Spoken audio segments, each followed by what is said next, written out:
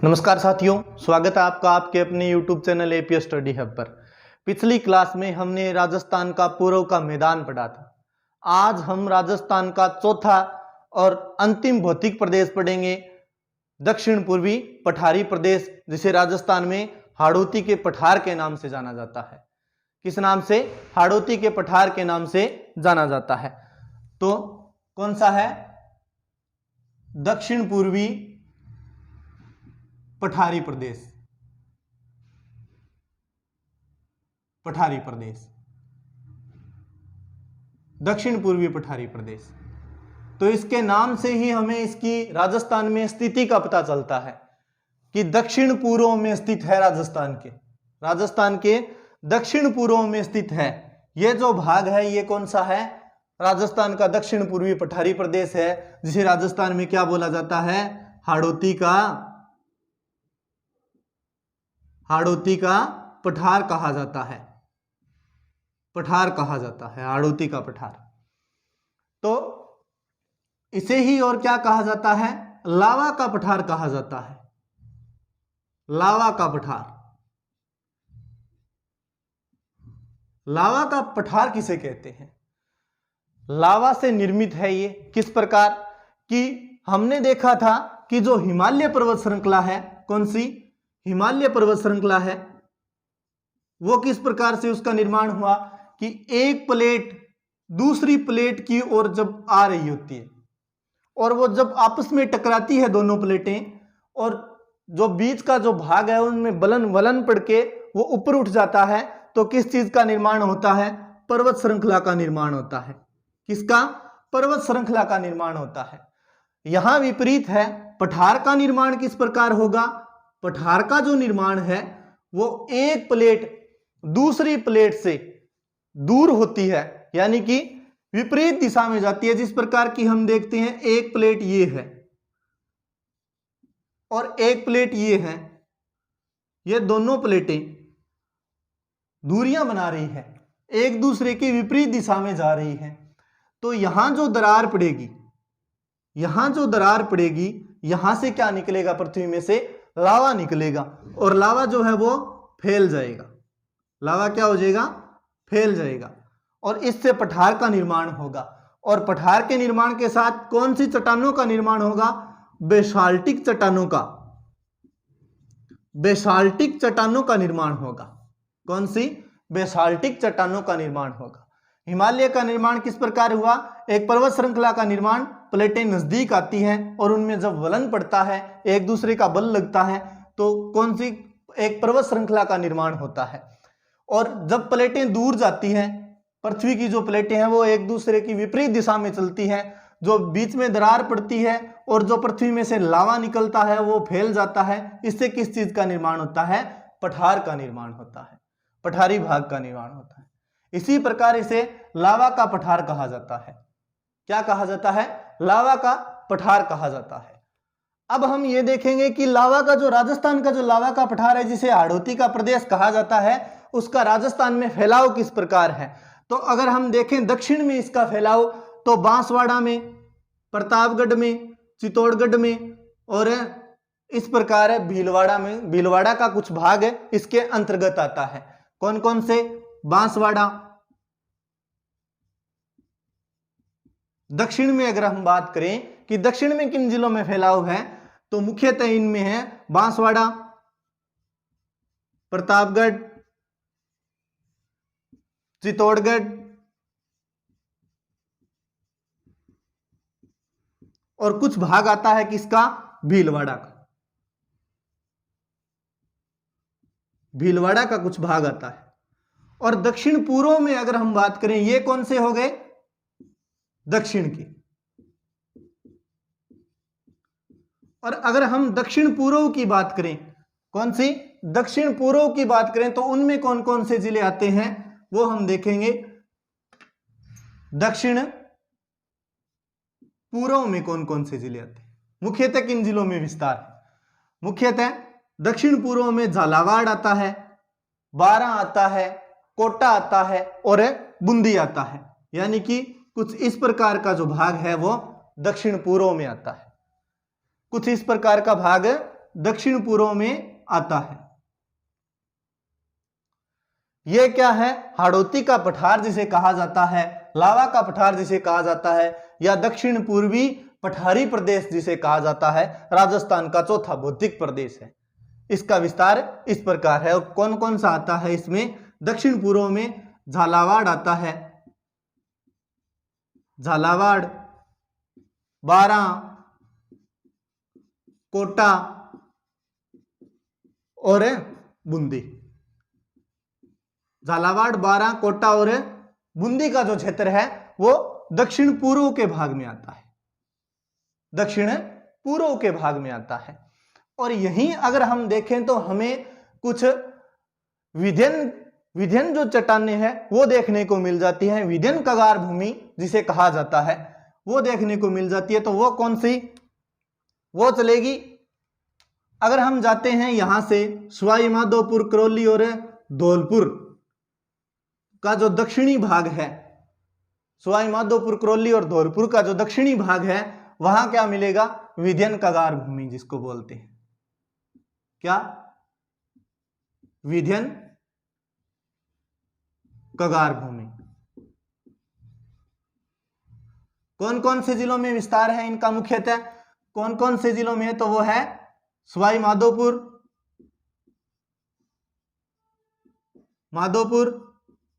और करौली, और तीसरा कौन सा है? धौलपुर।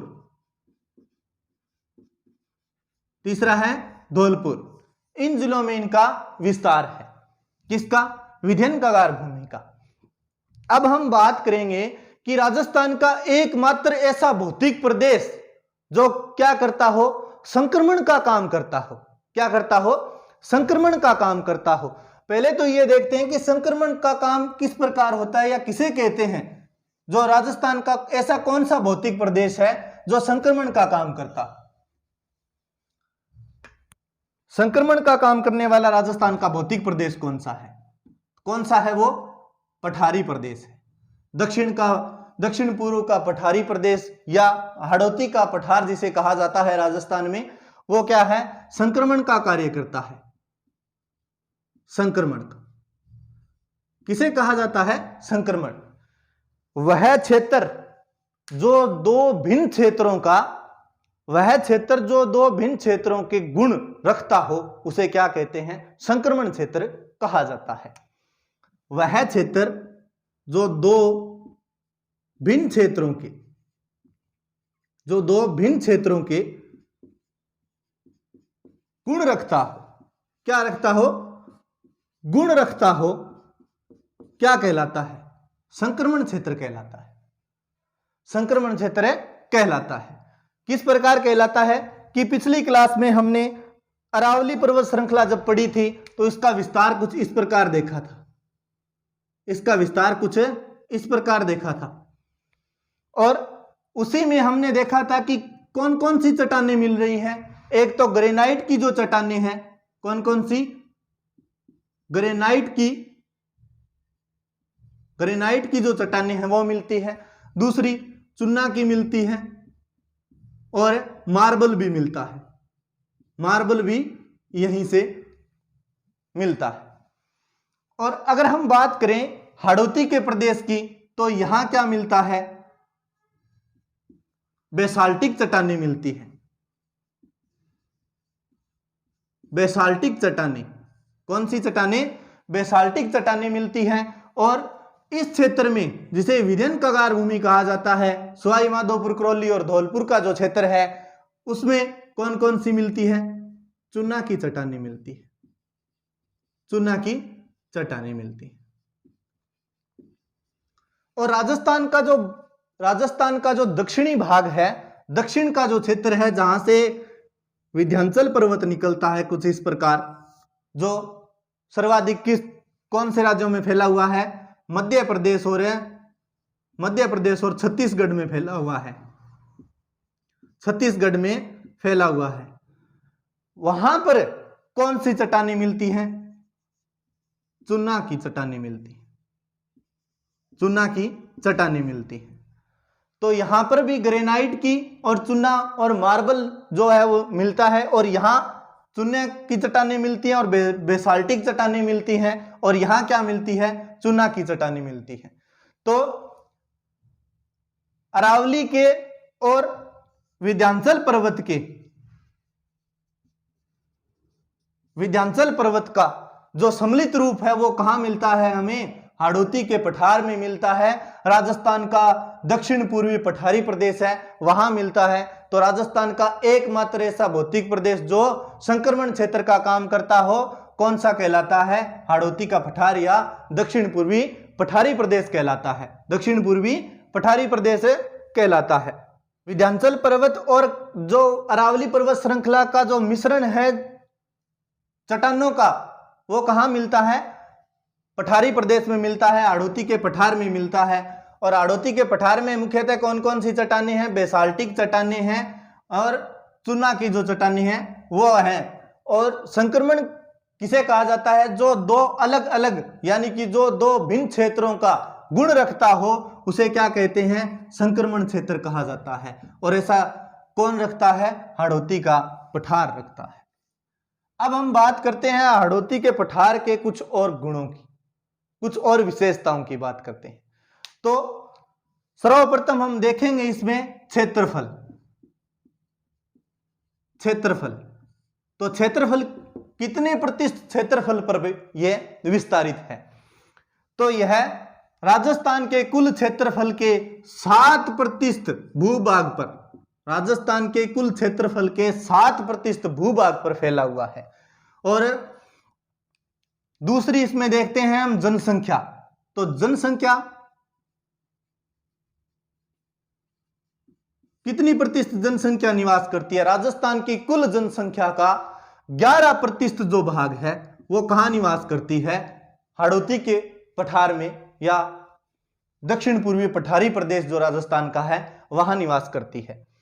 और जनसंख्या अगर घनत्व की बात करें तो राजस्थान का दूसरा ऐसा भौतिक प्रदेश है जहां सर्वाधिक जनसंख्या घनत्व पाया जाता है। और पहला कौन सा है, पूर्व का जो मैदान है वहां राजस्थान का एकमात्र ऐसा जो सबसे ज्यादा जनसंख्या घनत्व वाला भौतिक प्रदेश है। और दूसरा हाड़ौती का पठार, दक्षिण पूर्वी पठारी प्रदेश जिसको कहा जाता है।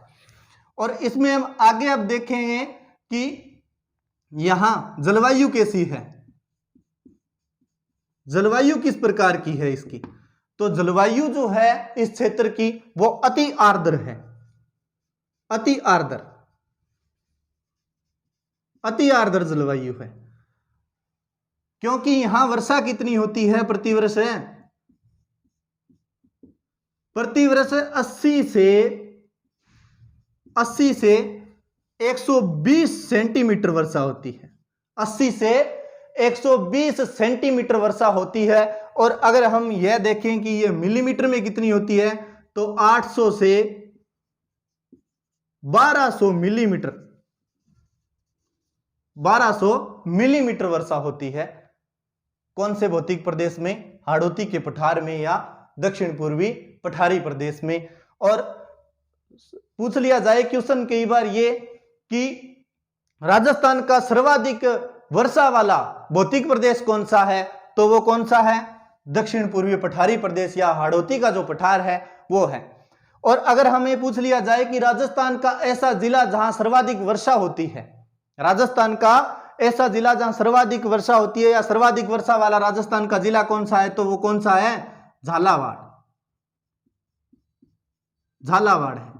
झालावाड़ में सर्वाधिक वर्षा होती है अगर जिले की बात करें तो। और भौतिक प्रदेश की बात करें तो हाड़ौती के पठार में या दक्षिण पूर्वी पठारी प्रदेश में वर्षा होती है। और अगर पूछ लिया जाए कि सर्वाधिक वर्षा वाला स्थान कौन सा है, तो वो कौन सा है, माउंट आबू। पिछली क्लास में भी हमने पढ़ा था माउंट आबू सर्वाधिक वर्षा वाला स्थान राजस्थान का कहां है, सिरोही में। माउंट आबू सिरोही सर्वाधिक वर्षा वाला स्थान, और सर्वाधिक वर्षा वाला जिला झालावाड़, और सर्वाधिक वर्षा वाला भौतिक प्रदेश दक्षिण पूर्वी पठारी प्रदेश या हाड़ौती का पठार। हाड़ौती के पठार में प्रतिवर्ष कितनी वर्षा होती है? अगर मिलीमीटर में देखा जाए तो 800 से 1200 मिलीमीटर वर्षा होती है। अगर सेंटीमीटर में देखा जाए तो 80 से 120 सेंटीमीटर वर्षा होती है। जलवायु कैसी है? अति आर्द्र जलवायु है। और जनसंख्या कितनी निवास करती है? राजस्थान की कुल जनसंख्या का 11% जो भाग है वो हाड़ौती के पठार में निवास करता है। और क्षेत्रफल कितने प्रतिशत भूभाग पर फैला हुआ है? तो 7% भूभाग पर फैला हुआ है। राजस्थान का सर्वाधिक वर्षा वाला जिला झालावाड़ और राजस्थान का सर्वाधिक वर्षा वाला स्थान माउंट आबू सिरोही में, माउंट आबू सिरोही में। आगे हम बात करेंगे इसकी मिट्टी की कि यहाँ किस प्रकार की मिट्टी मिलती है, इस क्षेत्र में किस प्रकार की मिट्टी मिलती है। मिट्टी की अगर हम बात करें तो बेसाल्टिक चट्टानें हैं, लावे से निर्मित पठार है। तो यहां कैसी मिट्टी मिलेगी? काली मृदा मिलेगी, काली मृदा, या जिसको बोलते हैं अपने काली कपासी मृदा, या जिसको बोलते हैं रेगूर, रेगूर मृदा। रेगूर मृदा क्यों बोलते हैं इसको? रेगूर मृदा इसको इसलिए बोलते हैं कि जब सूखा पड़ जाता है तो वहां जो मृदा में है वो दरारें पड़नी शुरू हो जाती हैं, दरारें पड़नी शुरू हो जाती है। कई बार आपने देखा है कि जो हमारे न्यूज़पेपर में जो फोटो आती है किसान की सूखा पड़ने के बाद, और उसमें जो भूमि दिखाई होती है हमें कि जो उनमें दरारें होती हैं कुछ इस प्रकार की कि सूखा पड़ गया और किसान चिंतित है, बैठा है। उसी प्रकार की जो दरारें हैं वो किस मिट्टी में पड़ती हैं? वो पड़ती है काली मिट्टी में। और जब बरसात आ जाती है तो वो मिट्टी क्या हो जाती है? दलदली हो जाती है। वो भाग क्या हो जाता है? दलदल के रूप में परिवर्तित हो जाता है। इसलिए इस मिट्टी को क्या कहते हैं? रेगूर मिट्टी भी कहा जाता है। इसलिए इस मिट्टी को क्या कहा जाता है? रेगूर मिट्टी कहा जाता है। और अब हम बात करेंगे इसकी प्रमुख जो फसलें हैं, कौन कौन सी ऐसी फसलें हैं जो यहाँ मुख्यतः जिनका उत्पादन किया जाता है। फसल तो कौन कौन सी फसल है इसकी? तो फसल है इसकी, एक तो है, यहीं से पता चलता है अपने को, काली कपासी मिट्टी। तो एक तो कपास का उत्पादन होता है, कपास का उत्पादन होता है। और दूसरा गन्ने का उत्पादन होता है, गन्ने का उत्पादन होता है। गन्ना अगर देखा जाए तो इस क्षेत्र के अनुसार यहां अधिक उत्पादन होता है गन्ने का। क्यों होता है? क्योंकि जो काली मिट्टी है वो अपने आप में जो नमी की मात्रा है वो अधिक टाइम तक रोक के रख सकती है, अधिक लंबे समय तक वो क्या है, नमी को धारण किए हुए रह सकती है। इसलिए यहां गन्ने का उत्पादन होता है। गन्ना एक वार्षिक फसल है। और यहां इसके अलावा मेथी, तंबाकू और अफीम, मेथी, तंबाकू, अफीम, धनिया, मेथी, तंबाकू, अफीम, धनिया, कपास, गन्ने और संतरे का भी उत्पादन होता है। संतरा, संतरे का भी इस क्षेत्र में जो है उत्पादन होता है। अब भारत में नागपुर किस लिए प्रसिद्ध है? एक नंबर क्वेश्चन। दूसरा, राजस्थान का नागपुर किसे कहा जाता है और क्यों कहा जाता है? किसे और क्यों कहा जाता है? आप हमें अब हमारे कमेंट बॉक्स में जरूर बताएंगे। ये दो क्वेश्चन हैं आपके लिए कि एक तो भारत में नागपुर क्यों प्रसिद्ध है और दूसरा राजस्थान का जो नागपुर है वो किसे कहा जाता है और क्यों कहा जाता है। तो आगे हम बात करेंगे इसमें कि प्रमुख फसलें हैं वो कौन कौन सी है। संतरा होता है, धनिये का उत्पादन होता है, अफीम का उत्पादन होता है, तंबाकू का, मेथी का और गन्ने का उत्पादन किया जाता है। गन्ने का उत्पादन किया जाता है। और मिट्टी यहाँ पर कौन सी है? रेगूर जिसे बोलते हैं, काली मिट्टी या काली कपासी मिट्टी मिलती है। और इससे आगे हम बात करेंगे, यहाँ की एक मुख्य पहाड़ी है, मुख्य पहाड़ी, यहाँ की मुख्य पहाड़ी। मुख्य पहाड़ी कौन सी है यहाँ की? तो वो है मुकुंदवाड़ा की पहाड़ी। कौन सी? मुकुंदवाड़ा की पहाड़ी। मुकुंदवाड़ा की जो पहाड़ी है वो कहां से कहां तक है? कोटा से झालरापाटन तक। कोटा से झालरापाटन तक विस्तृत है मुकुंदवाड़ा की पहाड़ी। और झालरापाटन कहां है? झालावाड़ में है। झालरापाटन झालावाड़। और झालरापाटन को घंटियों का शहर कहा जाता है। झालरापाटन को क्या कहा जाता है? घंटियों का शहर कहा जाता है। तो ये थी हमारे दक्षिणी पूर्वी जो पठारी प्रदेश है, जिसे हाड़ौती का पठार कहा जाता है, जिसे लावा का पठार कहा जाता है, उसकी जानकारी। अब हम नया टॉपिक शुरू करेंगे अगली क्लास में। मेरे द्वारा दी गई जानकारी अगर आपको पसंद आई तो हमारे वीडियो को लाइक करें, कमेंट करें और अपने दोस्तों के साथ जरूर शेयर करें और हमारे चैनल को ज्यादा से ज्यादा सब्सक्राइब करें। मिलते हैं अगली क्लास में, तब तक के लिए धन्यवाद। राम राम।